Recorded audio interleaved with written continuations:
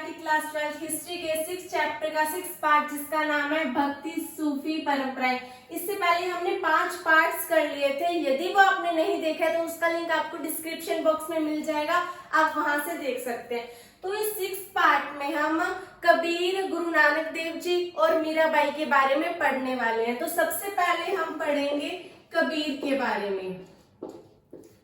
कबीर का अरबी में अर्थ है महान।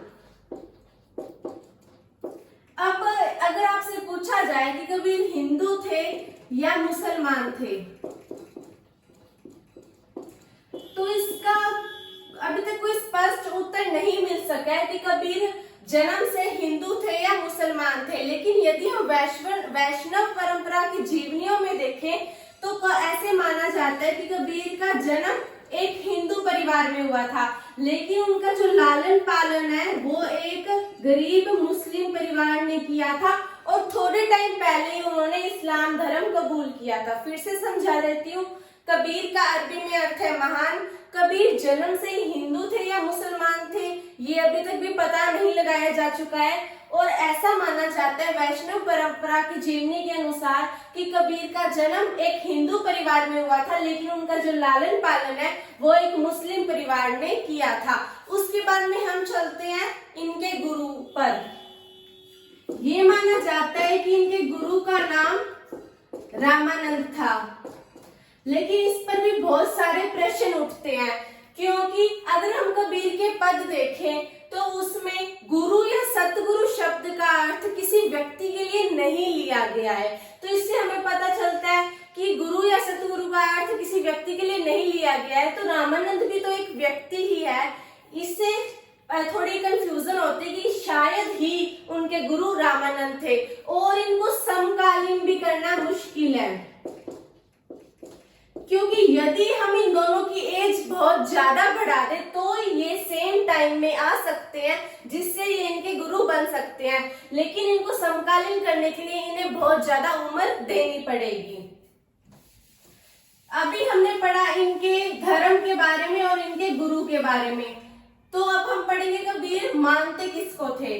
कबीर मूर्ति पूजा को नहीं मानते थे, कबीर मूर्ति पूजा का विरोध करते थे, और साथ में ये निर्गुण भक्ति को माना करते थे। हमने इस चैप्टर की स्टार्टिंग में पढ़ा था कि निर्गुण भक्ति क्या होता है। निर्गुण भक्ति होती है जिसमें ईश्वर को बिना किसी आकार, बिना किसी रंग और बिना किसी लिंग भेद का समझा जाता है, वो कहलाती है निर्गुण भक्ति। कहने का अर्थ है कि इसमें ईश्वर को निराकार समझा जाता है, जिसमें ईश्वर का कोई आकार नहीं है, कोई लिंग नहीं है, कोई वर्ण नहीं है, वो क्या है, निर्गुण भक्ति मानी जाती है। तो कबीर निर्गुण भक्ति मानते थे, यानी वो मानते थे कि ईश्वर का कोई आकार नहीं है, कोई भी लिंग नहीं है। और कबीर की जो वाणी है, कबीर की वाणी को क्या कहा जाता है, कबीर की वाणी को बीजक कहा जाता है। और कबीर के कई पद कई भाषाओं में और कई बोलियों में लिखे गए हैं। फिर से समझा देती हूँ, कबीर की वाणी क्या है, बीजक, और कबीर के जो पद है वो कई भाषाओं में लिखे गए, यानी बहुत सारी भाषाएं उसमें प्रयोग में लाई गई है, और वो कई बोलियों में लिखी गई, यानी उसमें बहुत सारी बोलियां प्रयोग में लाई गई है। इसके अलावा कबीर के कई पद आदि ग्रंथ साहिब में भी संकलित है, आदि ग्रंथ साहिब में भी संकलित है। ये गुरु अर्जन देव जी ने संकलन किया था आदि ग्रंथ साहिब में, उसमें कबीर के पद भी संकलित है। इससे हम दोबारा से भी पढ़ने वाले हैं गुरु नानक देव जी वाले टॉपिक में। कबीर के पद कुछ ऐसे हैं जिनमें उल्टबासी भी मिलती है। उल्टबासी का क्या अर्थ है, उल्टबासी का अर्थ है उल्टी कही उक्तियां, यानी कि ऐसा कुछ मिलता है कि जो चीज संभव ही नहीं है, जिसे हम मानते हैं कि हो ही नहीं सकता, लेकिन फिर भी ऐसी कई चीज इनकी रचनाओं में मिलती है, जैसे कि समंदरी लागी आग।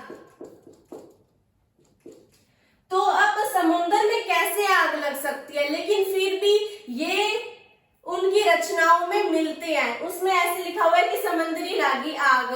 लेकिन ऐसा कुछ हो ही नहीं सकता कि समुद्र में कैसे आग लग सकती है, इससे कहेंगे उल्टबासी, यानी उल्टी कही उक्तियां। जो चीज हो ही नहीं सकती वो भी इनकी उसमें पद में लिखे गए हैं। ये कुछ विरोधाभास चीजें भी पाई जाती है।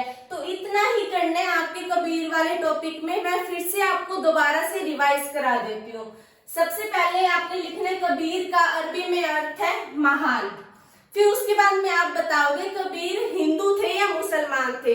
फिर आप लिखेंगे वैष्णव परंपरा की जीवनी के अनुसार कबीर जन्म से तो हिंदू माने जाते हैं, लेकिन उनका जो पालन पोषण किया था वो एक मुस्लिम परिवार ने किया था। फिर उसके बाद में आप उनके गुरु के बारे में लिखोगे कि उनके गुरु रामानंद माने जाते हैं। हर चीज मानी जाएगी, थोड़ा ऐसे इसी तरह से होगा ये। और उसके बाद में इनकी वाणी बीजक है, वो कई भाषाओं में और कई बोलियों में लिखे गए हैं इनके पद, और इनके कुछ पद आदि ग्रंथ साहिब में भी संकलित है। और साथ में ये मूर्ति पूजा को नहीं मानते थे, ये मूर्ति पूजा का विरोध किया करते थे, और ये निर्गुण भक्ति को माना करते थे। मैंने निर्गुण भक्ति के बारे में आपको बता दिया कि निर्गुण भक्ति क्या होता है, हमने इसके बारे में पहले भी पढ़ लिया था। फिर इनके पद में उल्टबासी यानी उल्टी कही हुई उक्तियां भी मिलती है, जैसे कि समंदर लागी आग। तो ये सारी चीजें आपने कबीर के बारे में लिखनी है अगर इस पर क्वेश्चन आता है तो। फिर सेकंड हम बात करेंगे गुरु नानक देव जी की। गुरु नानक देव जी का जन्म कहाँ हुआ था, ये सारी चीजें हम यहाँ पे पढ़ने वाले हैं। मैं यहाँ पे लिख देती हूँ गुरु नानक देव जी। तो गुरु नानक देव जी का जन्म पंजाब के ननकाना साहिब में हुआ था।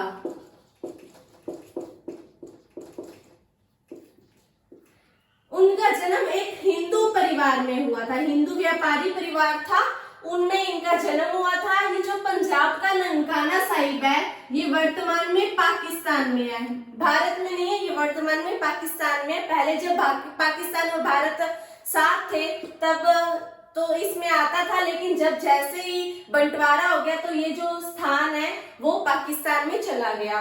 फिर से समझा देती हूँ, गुरु नानक देव जी का जन्म पंजाब के ननकाना साहिब में हुआ था। वो जन्म से हिंदू थे, यानी उनका जन्म एक हिंदू परिवार में हुआ था। इनका विवाह इनकी छोटी उम्र में कर दिया गया था, लेकिन फिर भी ये अपने जो जीवन है उसका बहुत ज्यादा टाइम सूफी और संतों के साथ बिताया करते थे। जैसे कि मैंने आपको पहले बताया कि जो कबीर है वो मूर्ति पूजा को नहीं मानते थे, इसी तरह से जो गुरु नानक देव जी है वो भी मूर्ति पूजा को नहीं मानते थे, ये भी निर्गुण भक्ति को माना करते थे। मैंने आपको यही बात कबीर में बताई थी कि कबीर मूर्ति पूजा को नहीं मानते थे और निर्गुण भक्ति को मानते थे।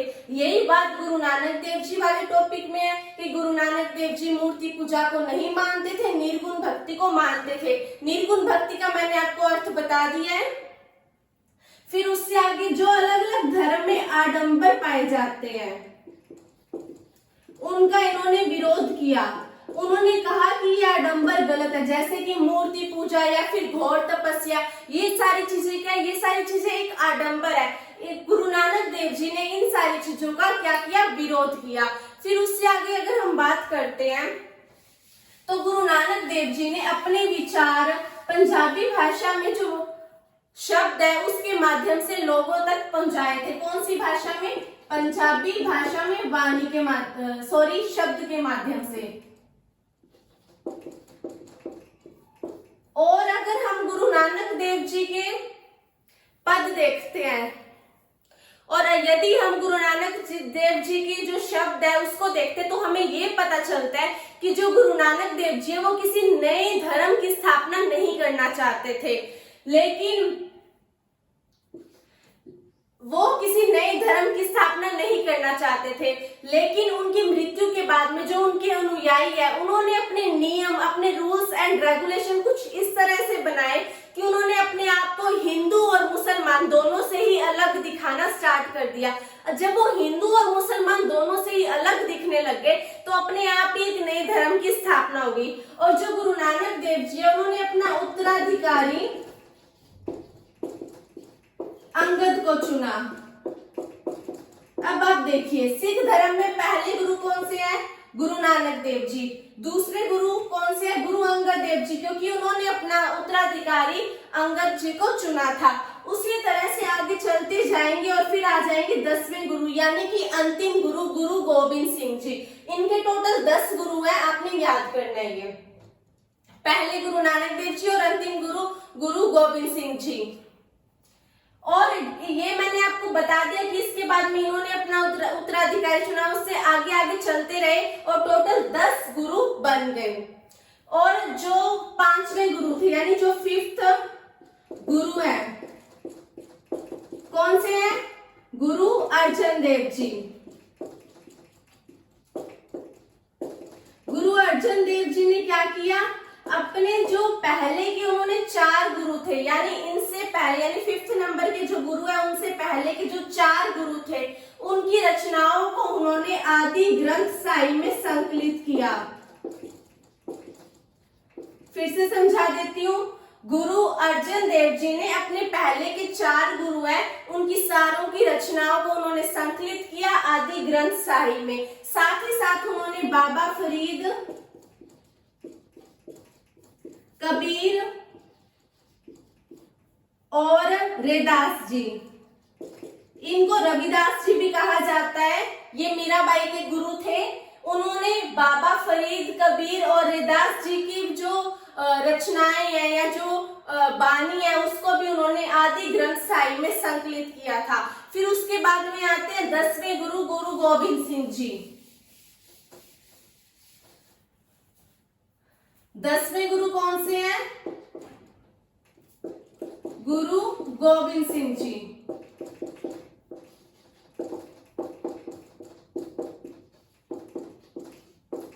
जो गुरु गोविंद सिंह जी हैं, उन्होंने 9वें गुरु, गुरु तेग बहादुर जी।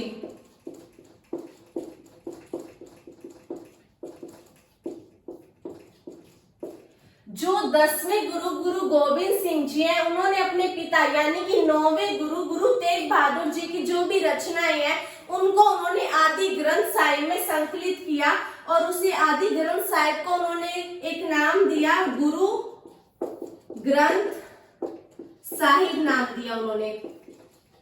यानी कि गुरु अर्जन देव जी ने अपने पहले के 4 गुरु बाबा फरीद और जो कबीर है और जो रैदास जी है, उन सभी की रचनाओं को इकट्ठा किया और आदि ग्रंथ साहिब में संकलित कर दिया। उसके बाद में जो 10वें गुरु है, गुरु गोविंद सिंह जी, उन्होंने अपने पिता यानी कि 9वें गुरु, गुरु तेग बहादुर जी की जो रचना है, उसको उन्होंने आदि ग्रंथ साहिब में संकलित कर किया और उन्होंने एक नाम दिया, गुरु ग्रंथ साहिब, उसको नाम दे दिया। और जो गुरु गोविंद सिंह जी है, उन्होंने खालसा पंथ की स्थापना भी की थी। ये भी आपके लिए इम्पोर्टेंट है कि खालसा पंथ की स्थापना किसने की थी? तो वो की थी गुरु गोविंद सिंह जी ने। इसके अलावा उन्होंने 5 प्रतीक वाले नियम का भी स्टार्टिंग की थी, जैसे कि जिसमें आता है कड़ा, कच्छ कृपान, कंगा केश, ये सारी 5 चीजें हैं जो एक सिख को रखने के लिए जरूरी है।